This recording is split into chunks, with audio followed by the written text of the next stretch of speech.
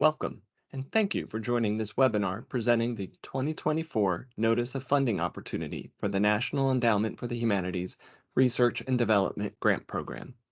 My name is Joshua Sternfeld. I am a Senior Program Officer and Program Coordinator for the R&D program. I will begin this webinar by providing a brief history of research and development and its programmatic objectives, including the two funding levels that we offer and the conditions for applicant eligibility. Next, I will highlight some recent changes to our Notice of Funding opportunity, followed by a few examples of awards that exemplify some of the changes we have implemented. I will conclude this presentation by outlining the components of an application, the NEH review process, and some tips for preparing and submitting your application. For decades, even before the Research and Development Program was formally launched in 2006, NEH has supported innovative and groundbreaking research that has contributed essential knowledge on how to preserve humanities collections. NEH awards have supported, for example, the early development of the online resource for discovering information about persons, families, and organizations documented in historical resources, known as the Social Networks in Archival Context, or SNAC. SNAC has since grown to become an international cooperative of archives, libraries, and museums. Several R&D awards have furthered research into audiovisual preservation, such as Indiana University and Harvard University's development of the publication Sound Directions, Digital Preservation and Access for Global Audio Heritage. And numerous awards have contributed to our understanding of sustainable practices and emergency planning and response that included the development of the Preservation Environment Monitor data logger, developed by the Image Permanence Institute, and the Emergency Response Salvage Wheel, developed by the American Institute for Conservation and Getty Conservation Institute. R&D is administered by NEH's Division of Preservation and Access, which is one of the 7 programmatic divisions and offices. The grant program's objective is to support the critical work for developing standards, tools, software, workflows, equipment specifications, and methodologies. Your project may work with any format or type of collection, including but not limited to audiovisual and time-based media, born digital assets, archaeological artifacts, manuscripts, rare books, artworks, archival records, and an assortment of other materials. Project deliverables might include convenings, metadata schema, software, scholarly publications, guidelines, open source tools, experimental datasets, or other products that contribute to improving the preservation of and access to humanities collections. R&D offers 2 levels of funding, what we call Tier 1 and Tier 2, that are designed to capture as broadly as possible the range of activities undertaken in an R&D project. Tier 1 projects may request funding for a period of performance of up to 2 years and $100,000 in outright funds. Tier 1 may support early planning for an advanced implementation project. This level can also support other activities, such as basic research, case studies, and discrete experiments, many of which may not endeavor to expand into a larger scale project. In addition, you may apply for a Tier 1 grant to update an existing or emerging standard methodology, tool, or workflow. For example, a particular software tool might be upgraded with notable adjustments from a 1.0 to 2.0 version, or a set of practices may be tailored to accommodate a targeted community of practitioners. Tier 2 projects are for a period of performance of up to 3 years and up to $350,000. Projects in this category should focus on the development of standards, practices, methodologies, and workflows designed to advance the field. Tier 2 projects may also undertake applied research or conduct a wide-scale study with national or international impact that addresses field-wide preservation interests. Please note that a Tier 1 award is not a prerequisite for applying for a Tier 2 project. For all research and development applications, Tier 1 and Tier 2, the submission deadline is May 21st, 2024. Any U.S. nonprofit organization with 501c3 tax-exempt status, accredited public and 501c3 institutions of higher education, a unit of a state or local government agency, And federally recognized Native American tribal governments are eligible to apply for the Research and Development Grant Program. Individuals, along with foreign or for-profit entities, are not eligible to apply. There are a couple of issues that applicants ask us frequently. First, we caution our applicants to avoid including overlapping project costs if you are applying for or have already received 2 or more federal grants. Secondly, we want to encourage eligible U.S. institutions to collaborate internationally. However, it is important to understand that NEH funds may not be used to make subawards to foreign organizations. You may obtain the services of foreign individuals or consultants to carry out programmatic activities on a fee-for-service basis. I would like to take a moment to discuss a central element of a successful application: interdisciplinarity. Of the dozens of grant programs offered by NEH, research and development is perhaps one of the few that can support original scientific work. R&D awards have supported chemists, engineers, biologists, computer and data scientists, and a host of other types of scientists alongside humanities and preservation practitioners. It is truly an interdisciplinary program in the best sense of the term. The best applications are often those written by multiple key personnel who represent different domain expertise. This year, we have expanded the R&D Notice of Funding opportunity to highlight 7 areas of special interest. These areas are only intended as a guide for potential applicants and in no way are intended to privilege certain types of projects over others. If you have a project that does not seem to fit one of these areas, you should still apply. We continue our long-standing interest in projects seeking to advance the preservation and access of audiovisual, time-based, and digital materials, from the earliest recording formats to the most recent born digital assets. We also continue to have a vested interest in advancing work in conservation science, which we see as fundamental to supporting the essential work of preserving our material heritage. A third category covers the significant work involved with preserving cultural heritage materials that may be imperiled due to armed conflict, war, looting, natural disasters, economic development, poor management, and tourism. We also encourage projects developing ethical, community-centered, indigenous, or trauma-informed methods, practices, and tools. Such outputs should benefit the work of preservation practitioners, source communities, or users involved with the preservation of and access to humanities collections for underrepresented communities, including minoritized and indigenous communities and persons with disabilities. Finally, as climate change continues to threaten heritage institutions, we encourage projects investigating the advancement of sustainability and resilience.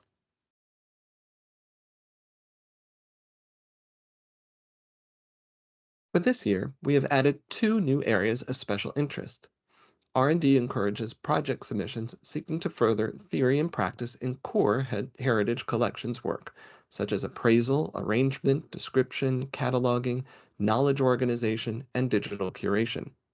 Also, in line with our new agency-wide special initiative in artificial intelligence, we encourage submissions investigating how to apply AI to collections-based activities by heritage institutions such as libraries, museums, and archives. One additional change worth noting is an increase in the maximum award amount for Tier 1 projects to $100,000 to cover costs of typical activities such as basic research, case studies, and planning for large-scale endeavors. The first of the 2 special interests that we have highlighted in this year's Notice of Funding opportunity, furthering theory and practice in core heritage collections work, recognizes the critical work generally, but not exclusively, undertaken by archival, information, library science, and museum studies programs.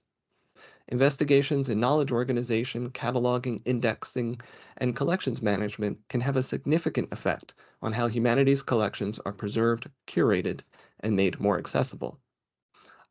A recent example of an R&D award that illustrates the importance of this interest is a Tier 1 project by the Center for Research Libraries, which investigated bibliographic data for a testbed of 20,000 humanities serial publications preserved on microfilm and in digital form.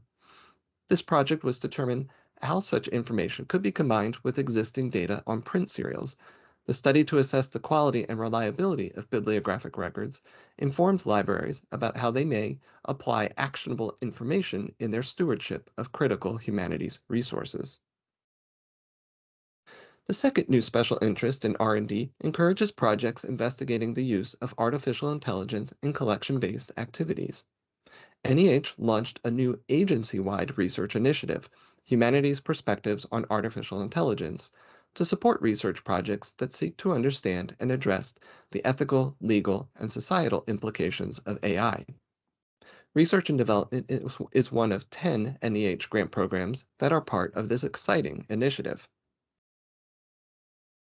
Several R&D awards already have applied machine or deep learning techniques, spanning such diverse fields as linguistics, audiovisual preservation, and conservation science. For example, drawing upon previous experiments using machine learning methods for low resource and multilingual natural language processing, or NLP, a project from George Mason aims to improve the recognition and correction models of underrepresented scripts and languages by synthesizing large amounts of training data to create post-correction models adapted from pre-trained methods. The final set of deliverables will include a multilingual benchmark, software package, web interface, and digitized data, which will have a lasting impact on rendering indigenous Latin American languages found in archival and historic documents and texts more visible and accessible. As I mentioned earlier, our Division of Preservation and Access has a long-standing commitment to supporting work in audiovisual and digital preservation. The University of South Carolina is conducting a 2-year project to develop 2 specialized open-source software tools, the Virtual Bench Research Platform and Virtual Bench Compute. The project team is exploring the use of machine learning algorithms to automate the identification and logging of information present on the entire substrate of the film strip, thereby improving the ability for researchers to conduct virtual analysis of historic film. Finally, a Tier 2 project from Northwestern University is developing image-based quantitative protocols for polarized light microscopy, or PLM, using hardware and deep learning algorithms to generate image data for pigment identification and diagnosis of patterns of deterioration. The modernization of PLM will not only assist in conservation treatment, but help heritage practitioners answer questions about provenance, trade routes, and the technical development of past civilizations. I would like to spend the remainder of this webinar discussing the components of your application and the review process. The following list you see here are the primary components you'll need to assemble for your application: narrative, project personnel, resumes, budget, work plan, and grants.gov forms. A full listing of all required and conditionally required materials appears in the Notice of Funding Opportunity. Some of the materials are standard forms, but for many of them, you will prepare a document and save it as a PDF for uploading into grants.gov. Please follow formatting requirements and naming conventions carefully. Most of these items are self-explanatory, but I would like to point out a few things. Our agency has shifted to using a standard budget form called the Research and Related Budget Form. A separate budget justification is required that offers requested information about certain budget items listed. You may also use the budget justification to include cost share. Please understand that cost sharing is voluntary and may be used in instances where the total costs exceed the amount awarded by NEH. Cost sharing will not be considered in the evaluation of applications. You will find detailed information in our Notice of Funding Opportunity explaining how to complete the budget form. But should you have any additional questions about the budget, we encourage you to reach out to our colleagues in our Office of Grants Management who can assist you. As I mentioned earlier, you must supply a detailed work plan as a separate attachment, which is distinct from your discussion of your work plan in the main narrative. R&D projects are typically very complex, often containing overlapping activities and multiple responsibilities for project personnel. It is important that you explain succinctly how each activity informs subsequent work, and how you will coordinate project partners or outside collaborators.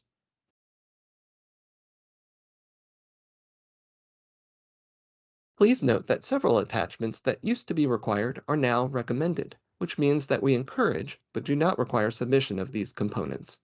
They include a bibliography and an environmental scan, letters of commitment from project partners, letters of support, and additional supporting documentation that may further illustrate elements of your proposal. Please note that we have placed a maximum 50-page limit for additional supporting documentation, which may include, for example, a data management plan, sample work, a dissemination plan, or diversity plan. Let's take a moment to go over a few of the key components of the application. The core of your R&D application is the main narrative, which should include seven sections as outlined in the Notice of Funding Opportunity. It may be useful to think about your application structured along two axes, one that discusses the significance of your project to the work of the humanities and preservation, and the other that covers the technical and logistical elements of your project, such as personnel, methodology, and work plan. The most successful applications are those that can demonstrate how both axes complement one another towards structuring a project that is appropriate in its scope and objectives. The discussion of the significance of your project is broken into the first three sections of your narrative. For the significance to the humanities section, you will want to focus on how your R&D work would benefit the work of the humanities, such as research, educational programming, and/or public programming. You will want to address the overall research problem or challenge that your project will address, while also focusing on the types of collections under consideration. The second section, Preservation and Access Research Impact, should focus on how your project outcomes would benefit preservation practitioners, such as conservators, archivists, librarians, curators, or other heritage professionals who may gain most directly from the data, methodologies, workflows, tools, or other products developed under your project. Finally, it is important to outline in the project history, scope, and duration section any prior work undertaken in preparation for your proposed project, as well as relevant research in the field. We encourage, but do not require, including an environmental scan and bibliography in the appendices, which may be useful in filling in any gaps that you are unable to cover in your narrative. If your project is one of several phases of work, you may want to outline subsequent stages, either here in the main narrative or as an optional supplemental appendix. The second half of your main narrative will discuss the details of your project execution. You should discuss the methodologies that you anticipate using to conduct your experimental research, software development, data capture, and collections handling. For the work plan, we ask that you provide two versions, one in the narrative and a separate required plan as an appendix. For the narrative, your work plan may outline the overall activities and schedule, whereas the work plan in the appendices should include a more detailed account. In drafting your plan, make sure to indicate the roles and responsibilities of each project team member, including those that may be hired during the project. Project sustainability and evaluation are critical areas to cover in your application and may be expressed differently depending on the context of your proposal. In some instances, you may want to cover how you propose to make your research data accessible, otherwise known as a data management plan. This may also be an opportunity to discuss your plans to secure outside support or community participation as needed. Now that you have seen just a small sample of the types of projects funded by R&D and the components that make up an application, I would like to offer an overview of the application review process. Applications for NEH grants, like many federal grants, are submitted through a web portal called grants.gov.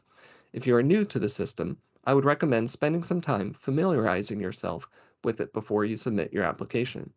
Your institution, if it has not done so already, needs to register at least a month before applying. We strongly urge that you apply early, as it gets overwhelmed in the immediate run-up to the midnight deadline. All NEH grant applications go through a lengthy review process, which has several stages. Following the submission deadline, NEH staff review applications for eligibility according to the requirements outlined in the Notice of Funding Opportunity. All eligible applications undergo the full review process, R&D applications are first sorted into panels with similar project objectives to help ensure a fair and objective review. The next review stage, what we consider the foundation for our entire review process, is the peer review panel. Evaluators with expertise in the types of projects represented on the panel read the applications, write comments, and post a preliminary rating. Then they meet to discuss the applications, at which point they submit a final rating and any additional comments in support of their decision. You will note that the review criteria for R&D listed here adheres closely to the narrative sections, so it is in your interest to address each section in your proposal as thoroughly as you can. Following peer review, NIH staff recommends which applications should move forward. Those recommendations are considered by the National Council on the Humanities, 26 people nominated by the President and approved by the Senate. The Council makes recommendations to the endowment's chair, who takes all this into consideration and makes the decision on which to fund. As you might imagine, the life cycle of your application is quite a long process, but it allows for rich review. After awards are announced, applicants can request the comments from their evaluators. If your proposal is not funded, the reviewer's comments can help you think about how to revise your proposal for next time. Now that you have a sense of the many steps of the review process, I would like to offer some general advice for preparing your application. The narrative is your opportunity to make the strongest possible case for your project. Don't assume that reviewers know anything about your institution or project beyond what you present in the narrative and application package. While it may seem obvious, we cannot emphasize enough that the best narratives are those that adhere to the sections outlined in the Notice of Funding Opportunity and address all review criteria. Perhaps one of the most difficult challenges for R&D applicants is striking the right balance of technical or scientific language. Your application will be reviewed by a range of readers with varying backgrounds. Many reviewers may be your peers, and so it is important that you demonstrate your knowledge of the field and the most recent research or literature. Successful applications are those that can also explain the significance of your R&D work for a general educated audience who may be more interested in how your work will have an impact on the work of the humanities. In some instances, if you find your discussion of, say, your project methodology is becoming overly weighed down by terminology, you may want to consider shifting some of your explanation to a strategically included optional supplemental appendix. Letters of support are optional, but they can be effective in affirming the impact that your project will have in the preservation field and the humanities. To get a sense of what makes for a successful R&D application, I strongly recommend reading examples of successful Tier 1 and Tier 2 narratives that you may find on the R&D program page. And you may have noted that images used for this presentation represent successful R&D awards. If you would like to learn more about any of the projects featured during this presentation or review all R&D awards, you may conduct a search for a specific award number, institution, or type of project in our funded query database using the web address that you see at the bottom of the screen. Once you have reviewed the Notice of Funding Opportunity, I strongly recommend taking advantage of a service that we offer for this program. You may submit an optional draft to preservation@nih.gov, which will be reviewed by program staff. This is a wonderful opportunity to receive direct feedback for your project. Your draft may be at any stage of development, but do make sure to submit it by email to preservation@nih.gov no later than April 9th, 2024.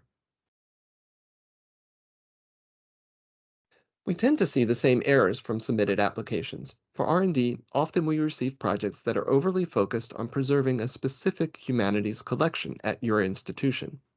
Such activities, when not tied to contributing to the broader knowledge of the preservation field, will typically not be competitive and in some cases may be declared ineligible. We have several programs dedicated to preserving your institutional collections. We would hate for you to put a lot of work into preparing your application only to discover that your project would be better suited for another NEH program. If you have questions about whether R&D is the right program for your project, it is best to reach out to the Division of Preservation and Access and speak with a program officer. As I have mentioned before, always keep in mind that the humanities are central to what we do at NEH.